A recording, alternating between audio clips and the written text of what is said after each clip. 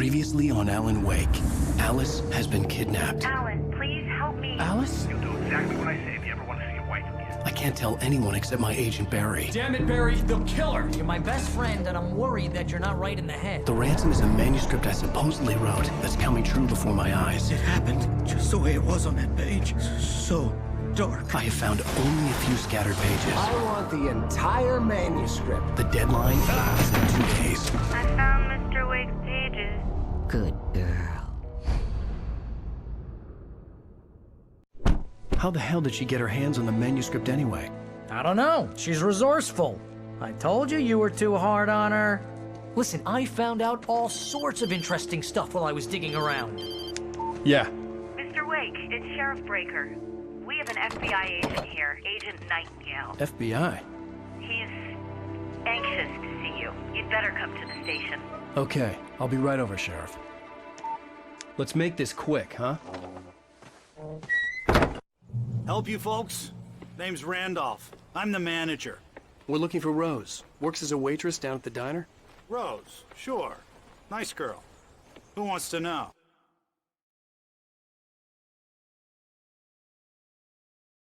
I'm Alan Wake. The writer, huh? I heard on the radio you were visiting. Well, I'll show you her trailer. That Rose, she's a nice girl. Always pays her rent on time.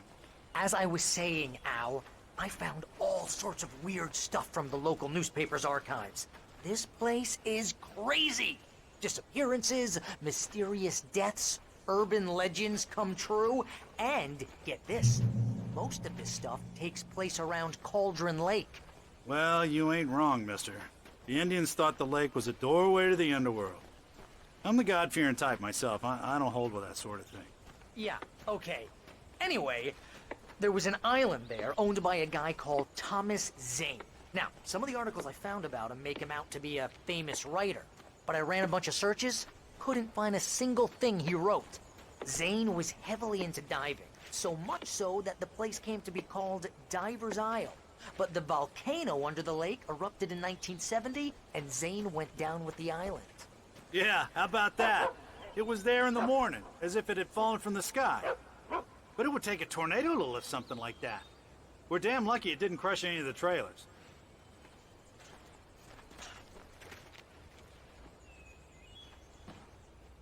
Come on, mister. I'll take you to Rose's trailer.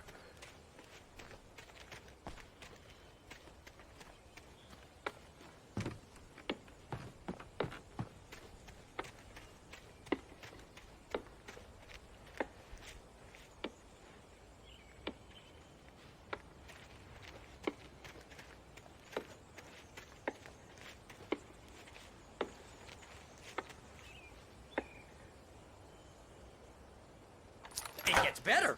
A local girl, Barbara Jagger, drowned in Cauldron Lake just a week earlier. They were lovers. Sure, Jagger's a local spook store. The Scratching Hag. Comes for you in the dark. Childish stuff like that. Anyway, Al, I'm just getting to the best part. All of the articles about this stuff were written by Cynthia Weaver. I asked around, and she's that crazy bag lady you met. What, the lamp lady? She can be a little loopy, but she's not homeless or anything. Yeah, anyway, she knew both Jagger and Zane before they both died, and she had some kind of a breakdown.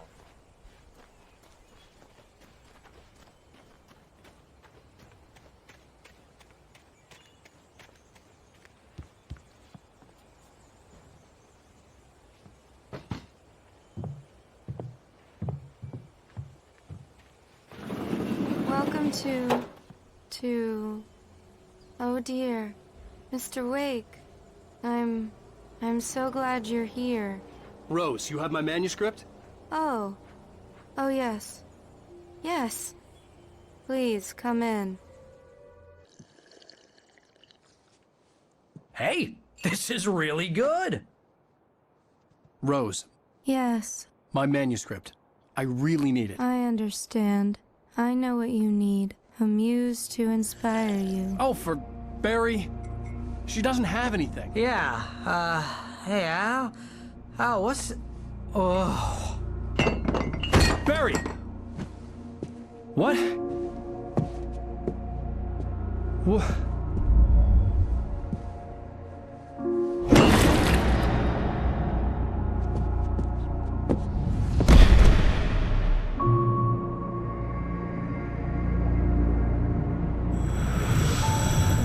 It's coming for you, hiding in my barber's skin.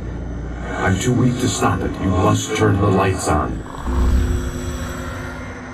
I promised I'd come visit you and your lovely wife. You must finish what you started. I insist. You must turn the lights on. Turn the light on.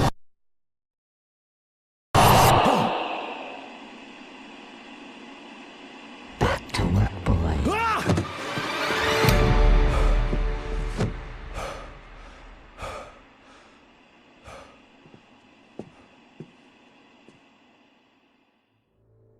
I felt nauseous, hungover. Only anger kept me going. I can't tell reality from dream anymore, but it seems I have an imaginary editor to help me. She's an old woman in a funeral dress. I call her Barbara Jagger. She's very strict. I'm writing faster and faster. My manuscript is being heavily revised. The edits are getting very aggressive, and each day there's less of me and more of her. I hate it, but I know she's right. Rose took a day from me. I had less than 12 hours left to meet the kidnapper. All I could do was get Barry into the car, work something out once I got on the road. Welcome to the Oh Dear Diner. What can I get you today? Coffee? I couldn't work up much hate for Rose. Something had used her to get to me, and left its mark. First refill is free. Milk and sugar on the counter there. Would you like to hear today's specials? Thank you. Have a nice day. My gun and flashlight were gone. I'd have to find a way to get Barry into the car as quickly as possible. There was no time to waste. Mr. Randolph liked Rose. That little smile she had. How she was still sweet when life had tried so hard to make her bitter. It wasn't any of his business what she did in her trailer. But those strangers, the writer and his smart-ass sidekick, looked like trouble. And they'd been in there for hours, way past her normal bedtime. He reached for the phone and called the sheriff's station.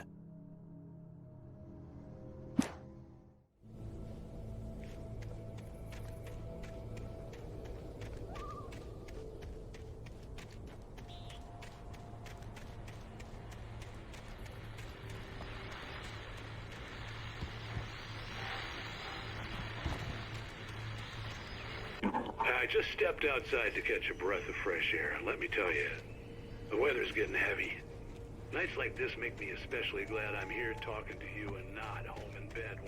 Once the weather takes a turn like this, I can't...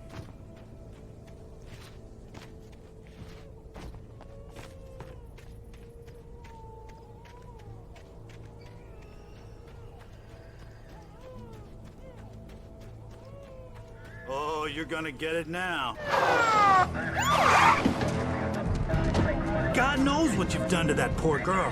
This is Agent Nightingale, FBI! Get him up, Hemingway! You're under arrest! You move a muscle, I'll unload right in your goddamn face! Stay right where you are, Spillane!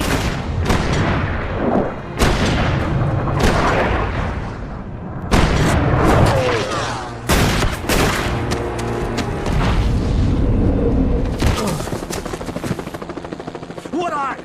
I'm standing right here, you goddamn maniac!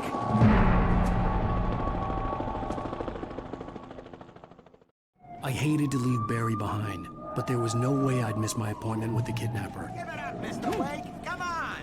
Take it easy on him! Get out of here! Don't let him get away! Move it! Move it! Move it! I'll have your chance if you let him get away!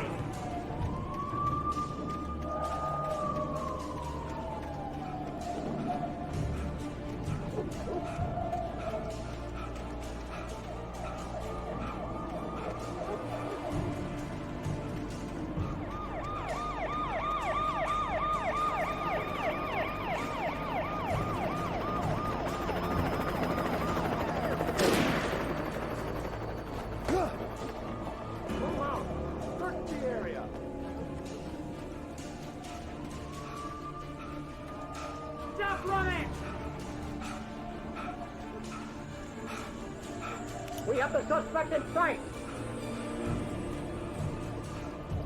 Okay, men, keep your eyes peeled. He's gonna try to make it through here. Which way to go?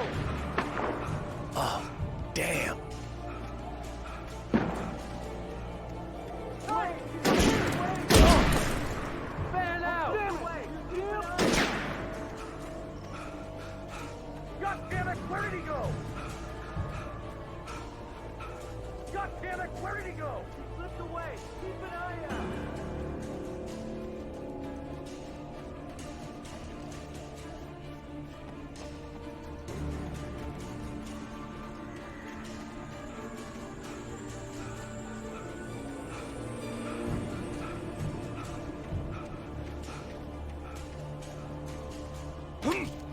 He's gone!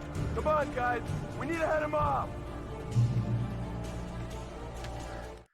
For decades, the darkness that wore Barbara Jagger's skin slept fitfully in the dark place that was its home and prison. It was hungry and in pain. It dreamed of its nights of glory when the poet's writing had called it from the depths and given it a brief, terrible taste of power and freedom. The rock stars had stirred it from the deep sleep the poet had sunk it back to in the end. When it sensed the writer on the ferry, it opened its eyes.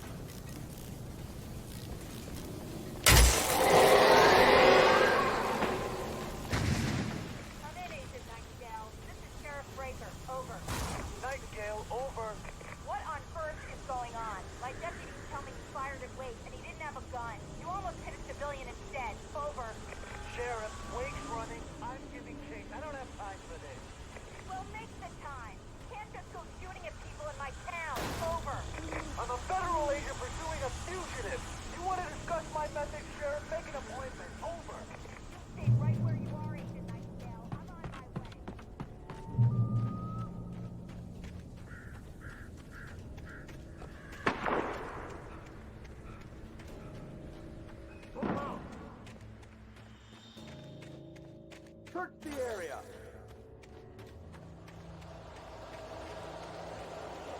Stay sharp!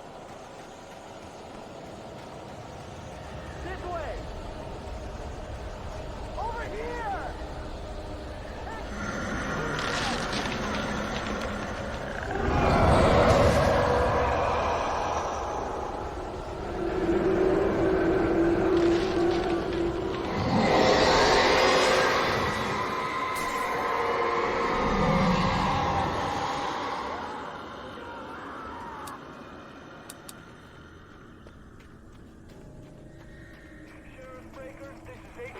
This horror was everywhere I went, circling me.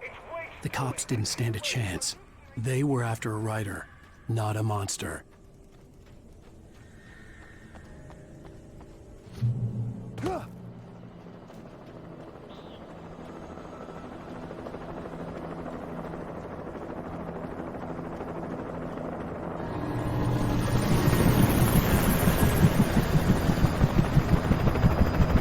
You on the ground. Hold it right there. There's nowhere to run. Freeze!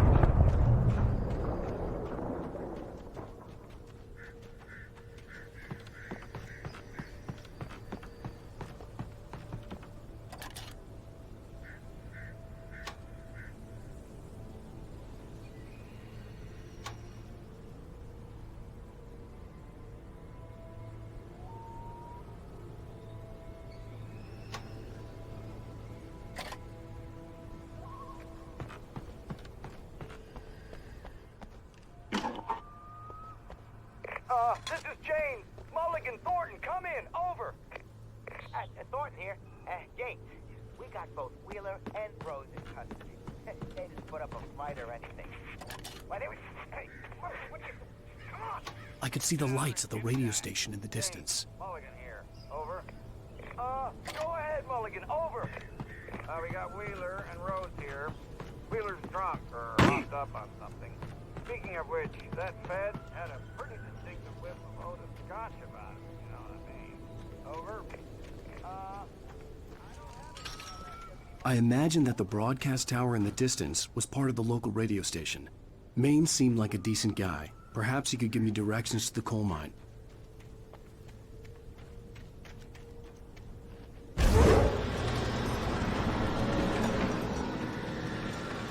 Unnatural shadows clung to me. The darkness that was after me was trying to stop me. I wouldn't get through without light.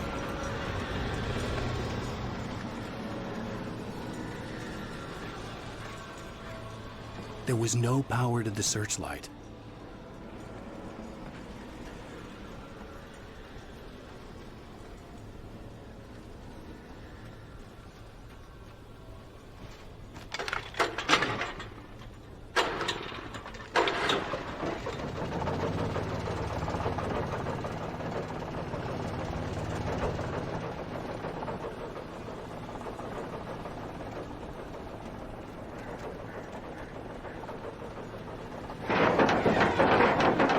The old generator conked out.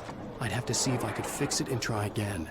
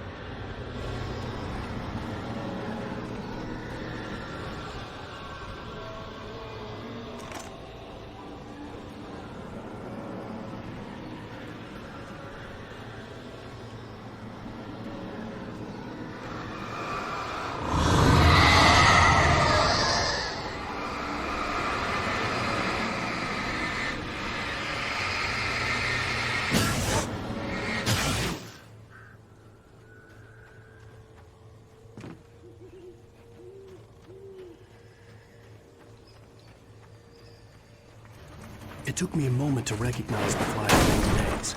They were an ideal weapon for my situation. Team 1, come in. Over. Team 1, this is Sheriff Breaker. Report. Over. Team 2, come in. I need a report. Over. Come on, guys. Talk to me. Come in, please.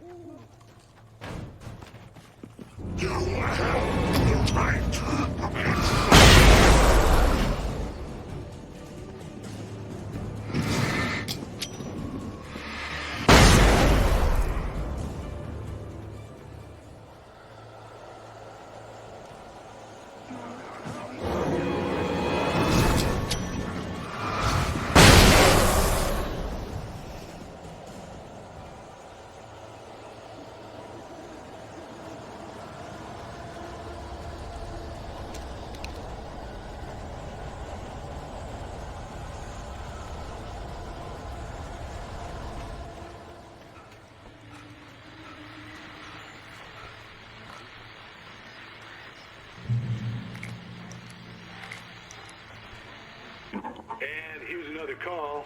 You're on KBF-FM with Pat Maine. It's Milt Peabody, Pat. What's on your mind, Milt?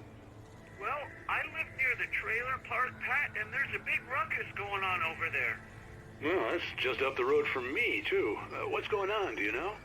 I don't know, but there's a bunch of police cars there, lots of sirens, a helicopter buzzing around, and I think I heard some gunshots. Gunshots? Yes, sir, like from a pistol. So can you find out what's going on? Because the just next door and they're popping off guns there. They're still shooting? No, it was maybe 10, 15 minutes ago. It sounds serious, Pat. I'm telling you, it don't sound like no party. Well, I'm certainly going to give the station a call, Milt. Okay. You'll hear it here as soon as I hear from them. Okay, thanks.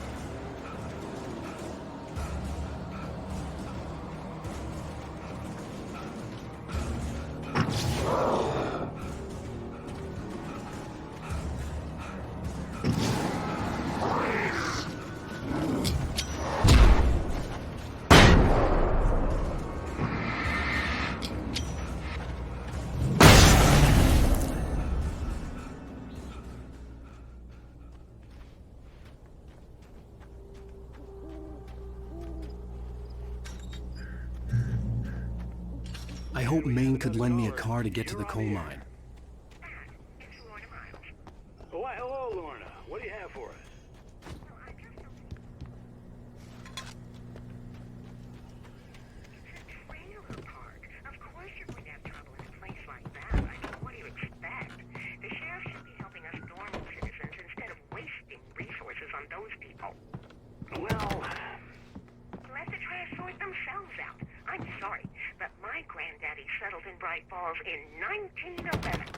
Well, thank you very much for that compassionate viewpoint, Lorna.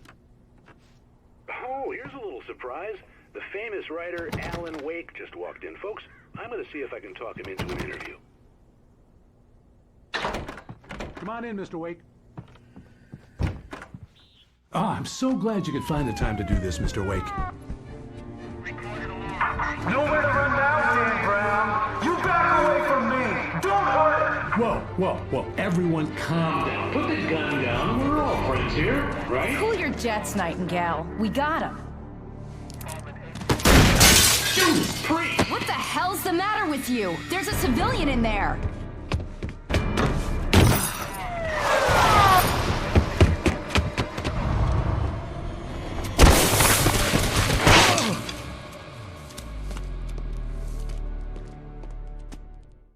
I'll get you yet, even if it kills me. You hear me?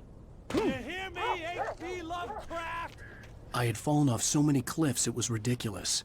That's what you get for naming a book The Sudden Stop. It was probably good I hadn't had the chance to tell Maine where I was going. I'd have to lose the cops and find my own way to the mine.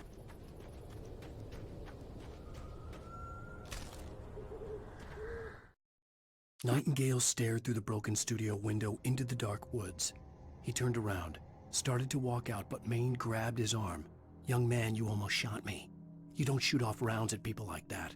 What's the matter with you?" Nightingale shook his arm free, marched out. His cheeks burned with rage and humiliation.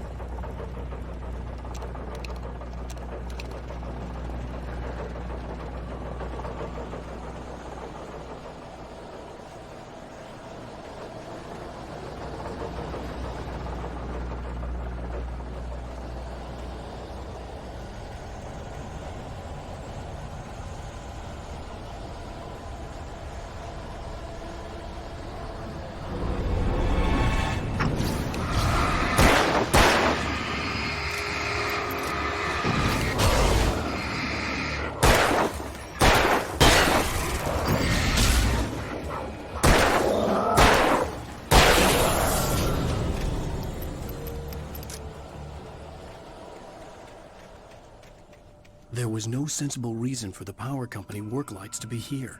It was almost as if they'd been left for someone like me to use.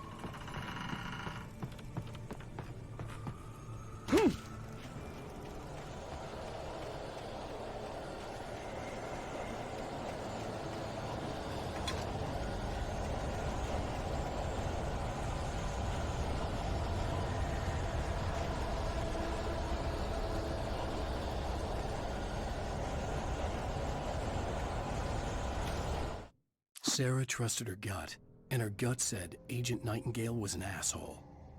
He felt wrong, and it wasn't just the smell of stale booze. It was in the way he flashed his badge, pulled rank, the look in his eyes when he wanted answers. Where was Alan Wake? What was this about an accident?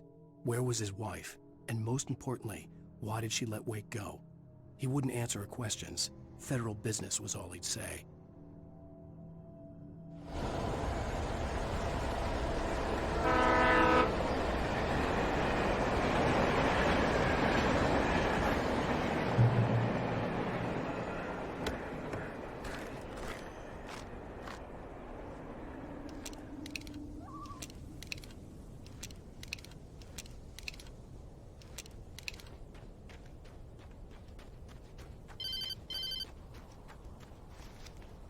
Hello?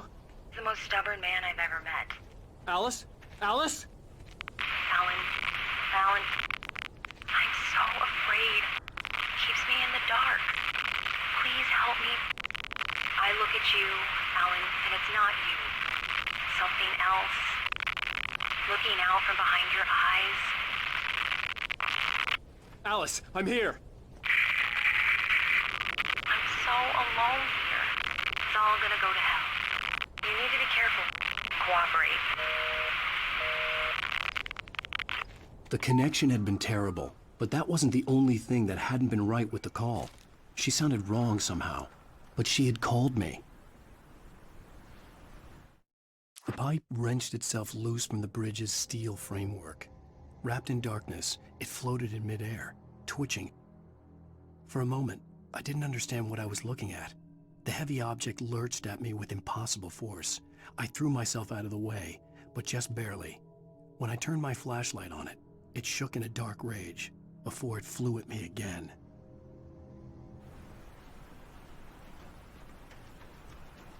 I could see a railway bridge up ahead and a warehouse of some sort on the opposite shore. I hoped I could find a car from there.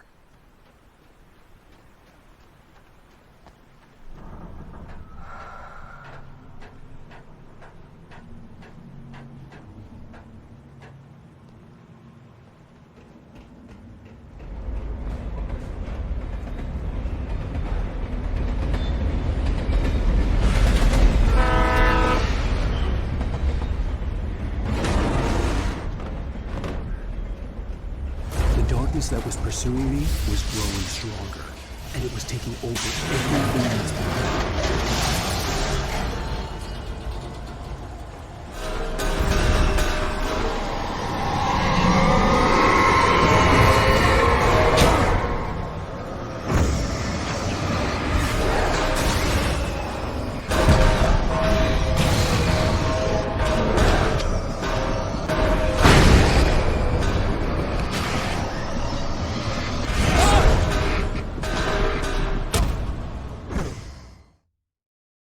Of some sort on the opposite shore. I hoped I could find a car from there.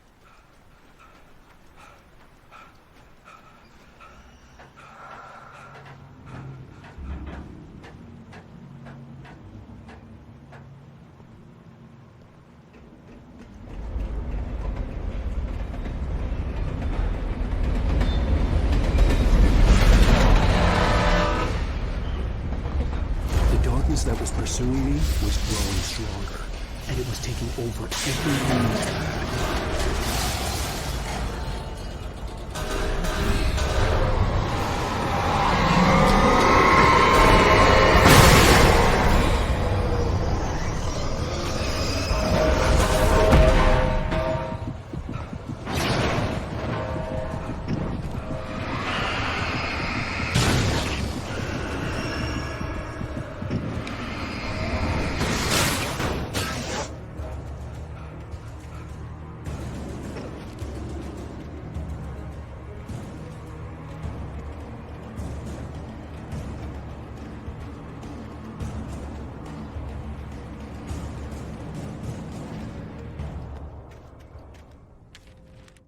I slammed the door shut right in his smug face.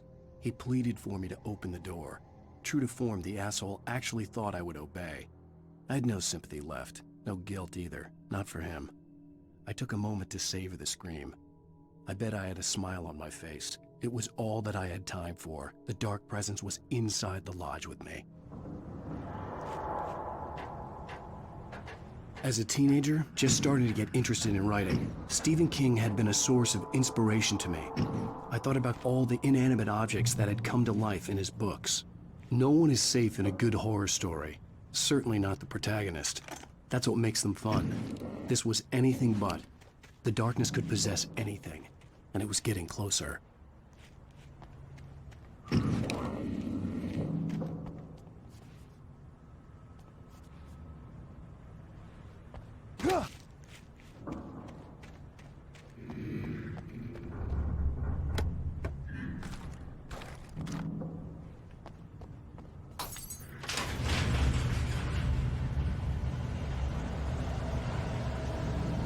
Did you call 911?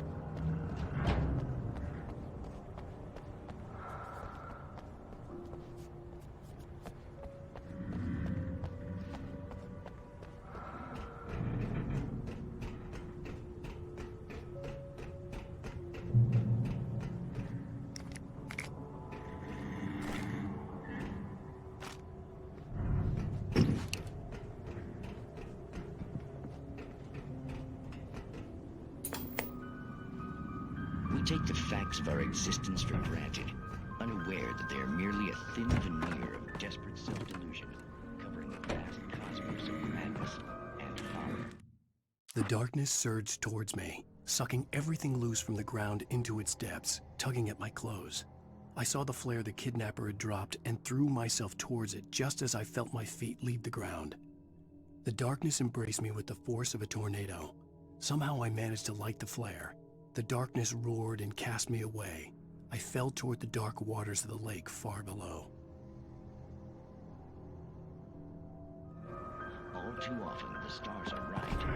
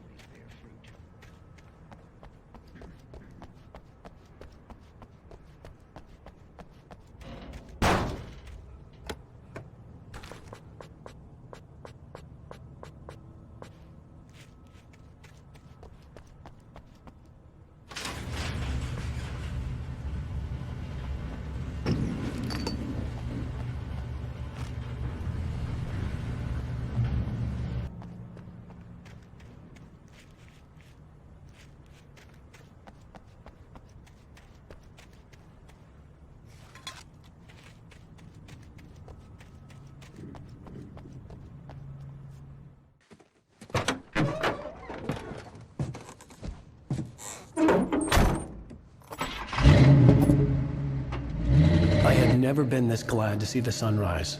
I had a couple of hours to get to the coal mine.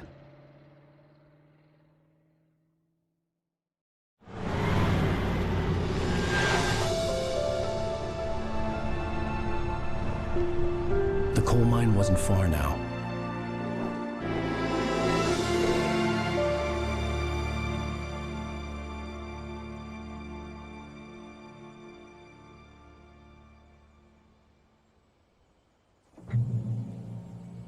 Today, I would meet the kidnapper, and he would give me Alice. I wouldn't give him any other choice. A drowning man will clutch at a straw.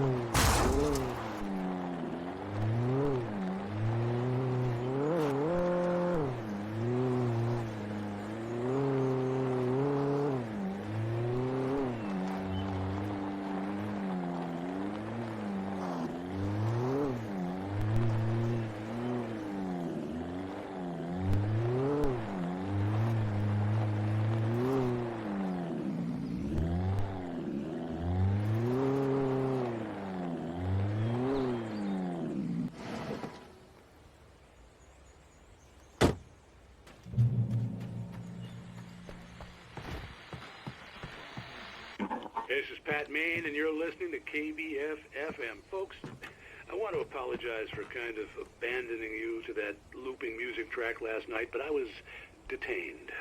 You see, I encountered a big-shot G-man with an itchy trigger finger who could use a lesson in manners and a boot in the ass, not necessarily in that order either. Now, folks, I know I'm not being very informative here, and I apologize for that. I really should just keep quiet, but I'm just so peeved right now, because some people just shouldn't be carrying badges. I'm just glad that our Sheriff Breaker was there to straighten things out. And if someone I met last night is listening, let me just say, I'm sorry if my mouth got you in trouble.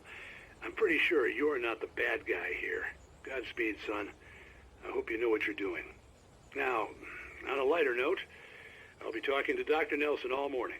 But first, a little music.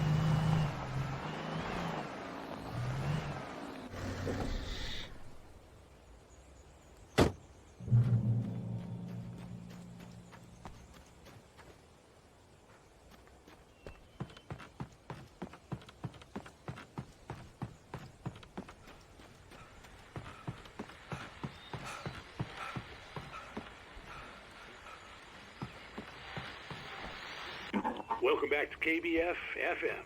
Hope you enjoyed that tune. Now, Doc, you were talking about life and finding that special someone, that soulmate. Well, you were talking about that. I was saying I don't buy it. Well, see, to me, that's strange, because I always pegged you as a hopeless romantic. You got me there, Pat. But I think love's where you look for it. And you need to do a lot of looking, sure.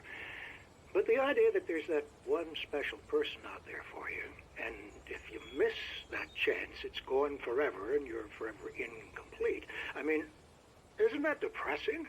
Or, heck, childish even? There's plenty of fish in the sea. And apparently a fisherman has a fishing analogy for everything, but what you're saying, isn't that a little harsh? Well, no. What I am saying is that your potential for finding that connection isn't limited to what's essentially a chance encounter. How is that harsh? Yeah, well, I guess that's a nice thought, but let me say something personal here. Okay. Now, well, I don't disagree with you exactly, but I can't really fit that together with what I feel.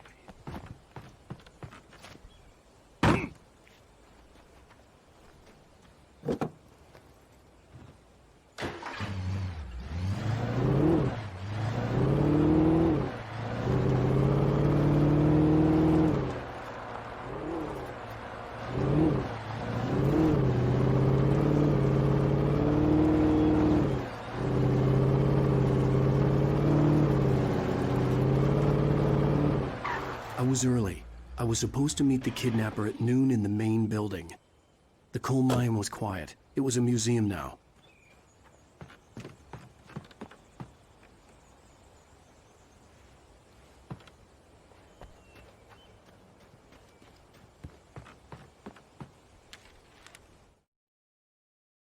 With Nightingale gone and the night wind blowing in through the broken studio window, Maine stared at Sarah. The sheriff looked away. Maine's voice shook with barely controlled anger.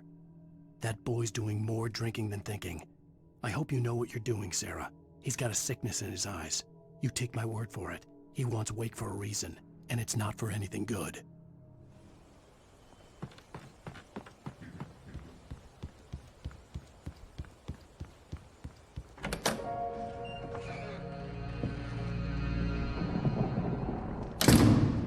I didn't want to go outside. Cops had to be looking for me. The noon sun turned the place into a sauna. The day dragged on. Different scenarios ran through my mind. Ways of how I'd torture the kidnapper to get Alice back. Or the different horrible things he could have done to her. I imagined her dead. I had no way of knowing she was still alive. It was killing me. I was running on blind hope. It was all a waste of time. The bastard never showed up.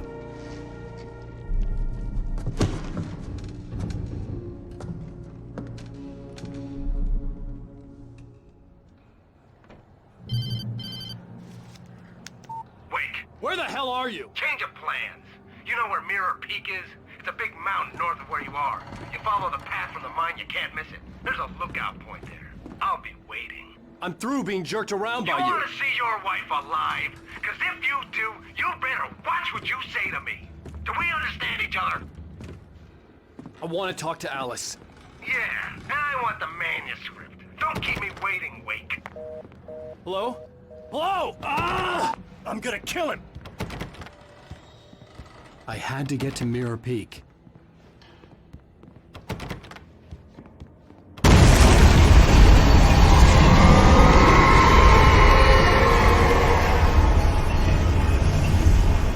It was close.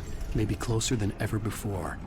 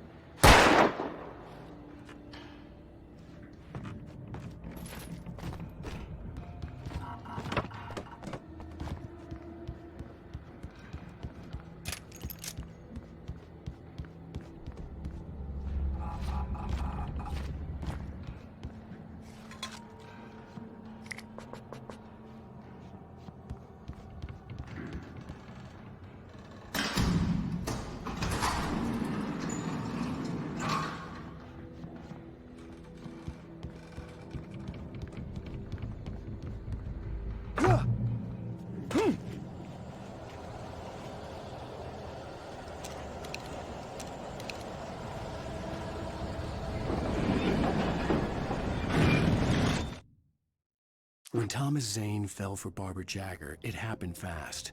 She was young, vibrant, and beautiful, full of life. He had never been a very happy man, and without any seeming effort, she had changed all that. Zane felt good for the first time in his life. Everything she did was another piece of a jigsaw puzzle he hadn't even known he'd been missing.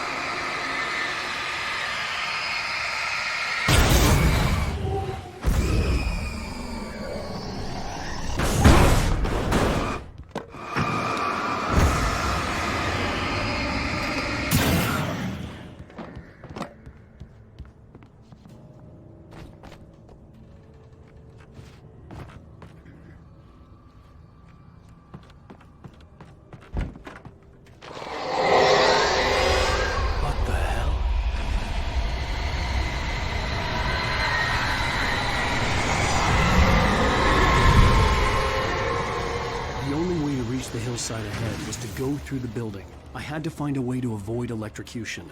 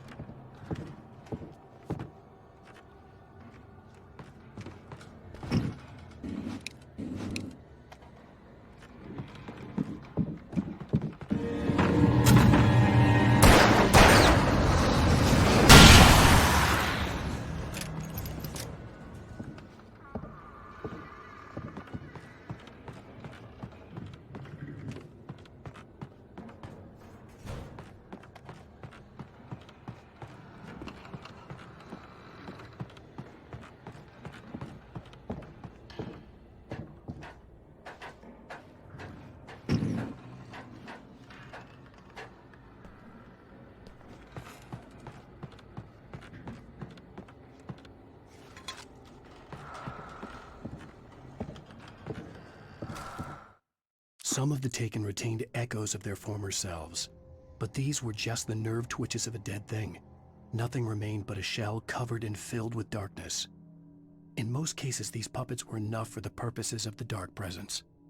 But for anything more elaborate, as with the writer, it was different. It needed his mind. And so rather than taking him over completely, it merely touched him.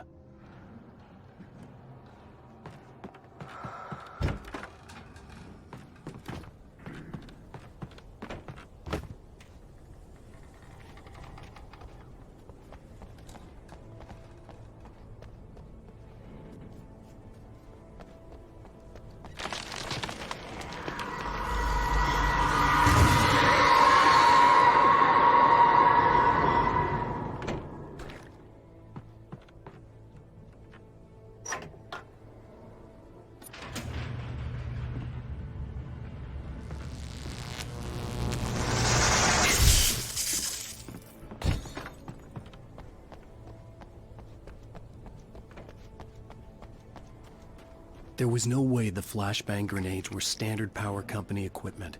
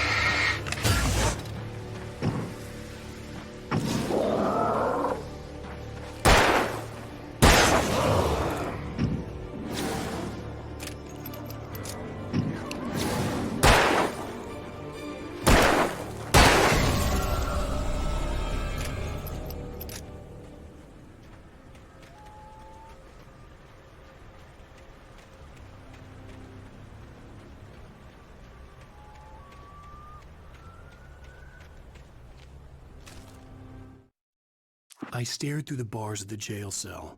Barry stood behind me, swaying on his feet, looking as ill as I felt.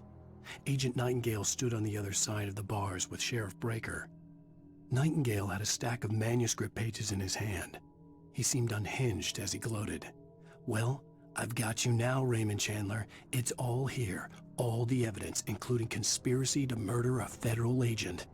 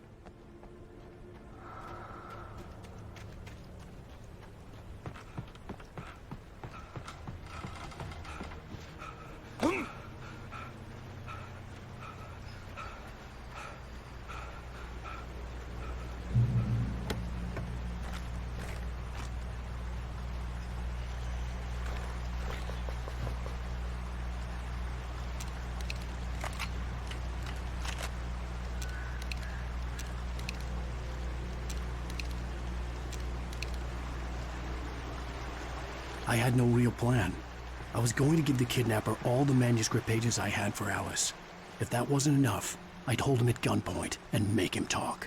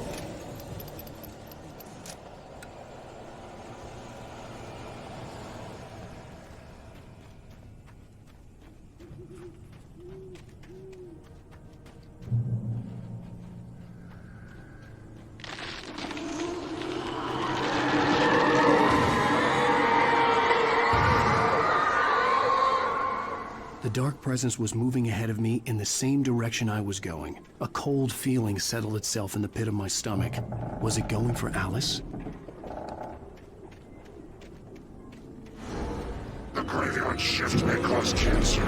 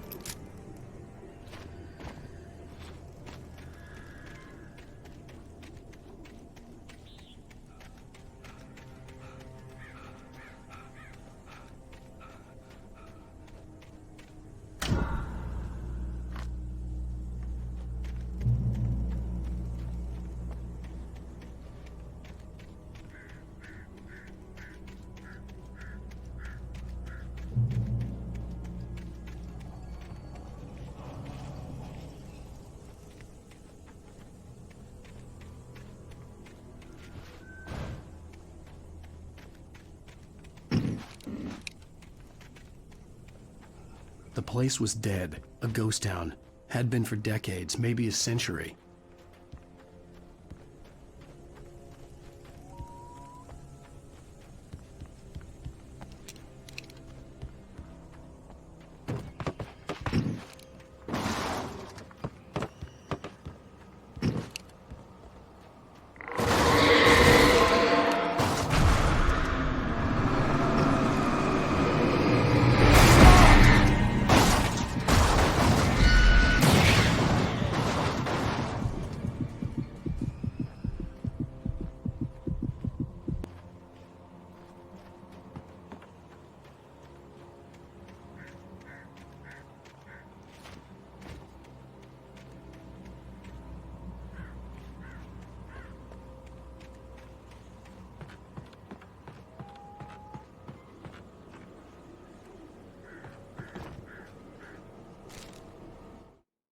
Things were never as simple in real life as in fiction. I had lost count of the times I had wished there'd be a clear reason for my writer's block. Something to fight, something to lash out on. There wasn't. I was filled with doubt. I was nothing like the hero in my books. Alex Casey had gone through his life with single-minded determination, never wavering from his goal. Even now, I was angry at myself, angry at Alice, angry at Barry. I was fumbling and I had no plan.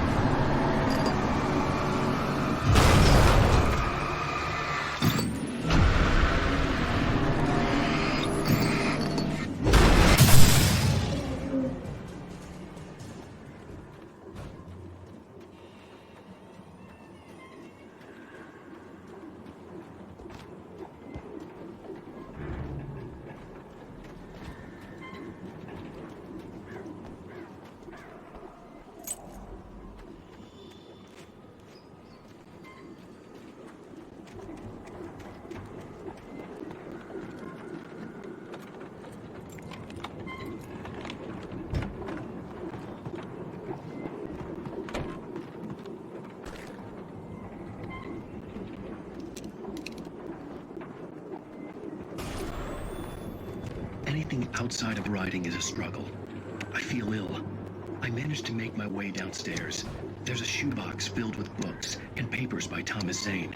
It's very hard to focus, but I managed to read some of it. He's a poet, and a good one. He writes of muses and creators summoning fabulous things from a magic lake, using his powers to shape the world of a realm of gods and dreams and demons, dark things that wait for a chance to slip through, wearing the flesh of men as disguise.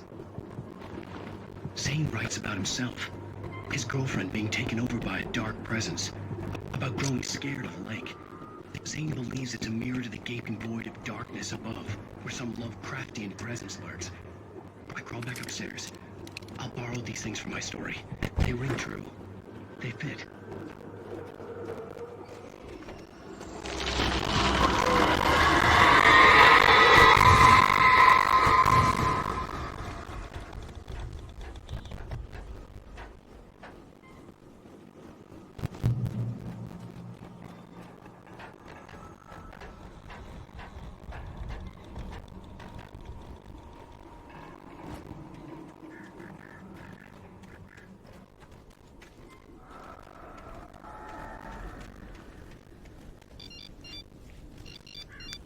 The kidnapper had sent me a text.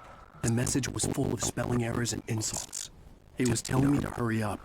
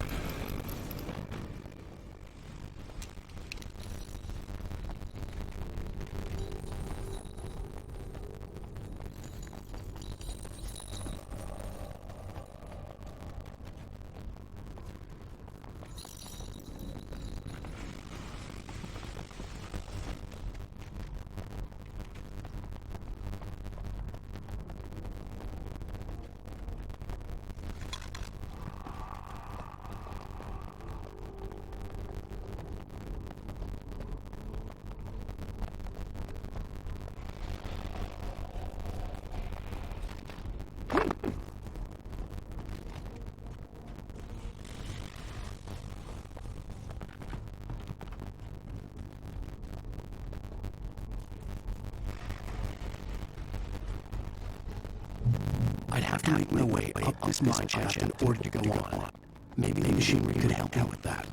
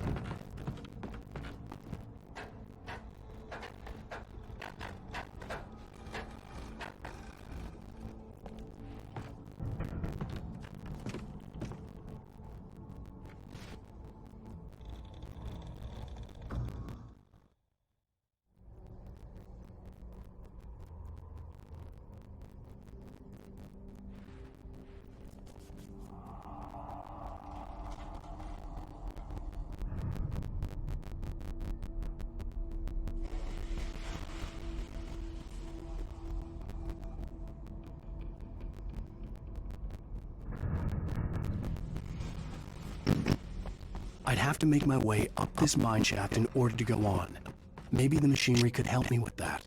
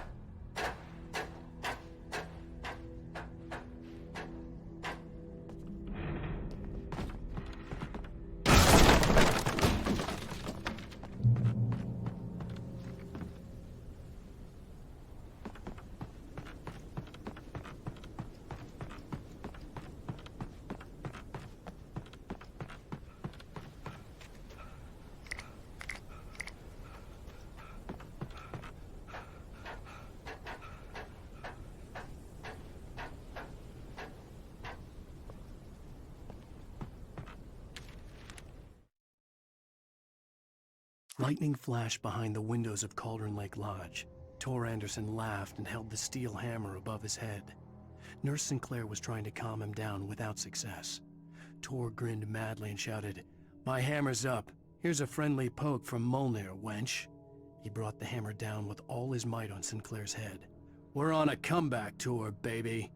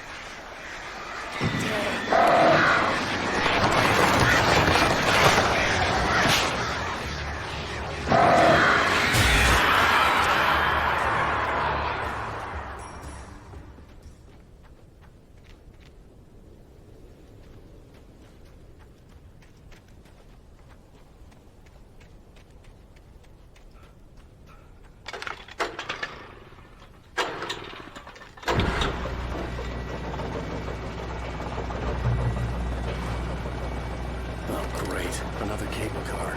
Just great.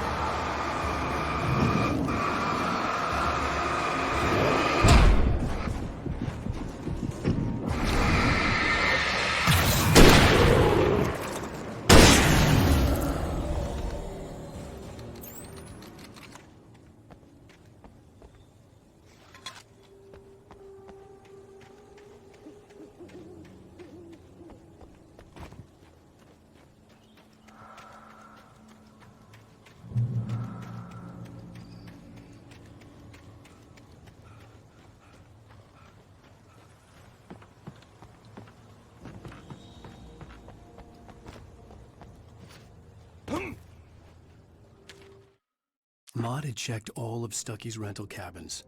There had been no sign of the Wakes. It was dark when he'd found their car parked at the end of the road by Cauldron Lake. It made no sense. They must have taken a wrong turn, but there was no sign of them, and the car had been there for hours already. Frustrated, Mott stood on the rotten ruin of the footbridge that had once led to Diver's Isle before it sank beneath the waves years ago. The boss wouldn't be happy. Even behind the closed doors and curtains of his grimy room at the Majestic, the local motel, Nightingale could feel the locals' eyes on him, the unrelenting pressure of their judgment. He forced it out of his mind. For all he knew, they could all be under Wake's spell already. You do what you have to do to get the job done. He took comfort from the bottle in his hand. Please, he thought, just let me get through this.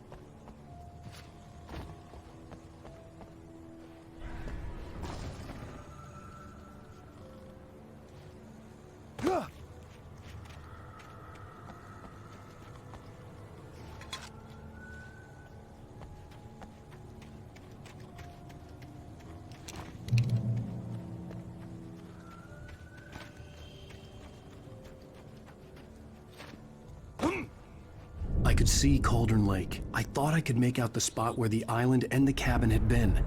There was a light near it. It had to be a boat.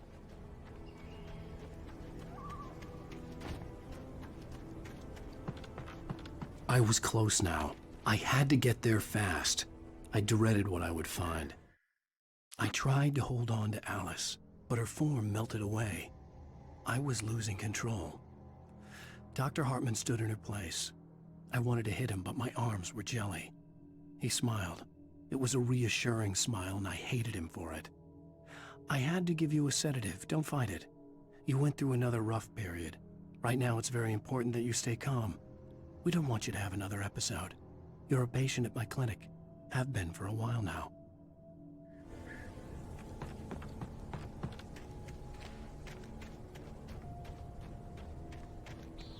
Wait! That you? Wait! Hey, I'm here! I'm coming! No! Get away! Sorry. Please, lady. The boss didn't know who he was messing with. I didn't know. I swear, I didn't know. We don't have his wife. We don't know where she is. She's probably drowned. We just said we...